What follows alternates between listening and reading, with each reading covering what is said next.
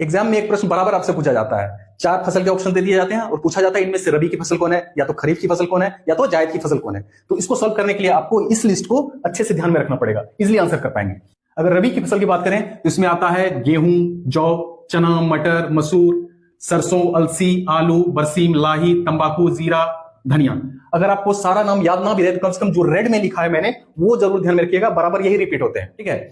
और खरीफ की फसल की बात करें तो इसमें ज्यादातर मोटे अनाज आते हैं, जैसे धान, मक्का, ज्वार, बाजरा, ग्वार, रागी, ये। इसके अलावा दलहन में अरहर, जिसको तूर भी बोलते हैं, मूंग, उड़द, और तिलहन में सोयाबीन और मूंगफली, तिल, ठीक है। अन्य फसल और देख लेते हैं, इसमें आता है गन्ना, कपास, जूट, सनई, मोठ, लोबिया, ढेचा, हल्दी, भिंडी, ये सब।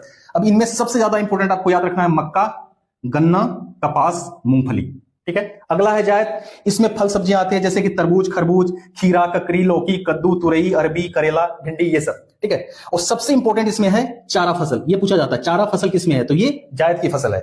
इसमें मूंग, उड़द, भिंडी, ये जो है जायद भी है और खरीफ भी है, दोनों ऋतुओं में उगाया जाता है। एक प्रश्न और पूछा जाता है कि इनमें से नगदी फसल कौन सी है, तो नगदी फसल आपको याद रखना है कपास, गन्ना, जूट और तंबाकू। और आप हमें बताइए कि शकरकंद जो है वो किसमें आता है, रबी में, खरीफ में या जायद में।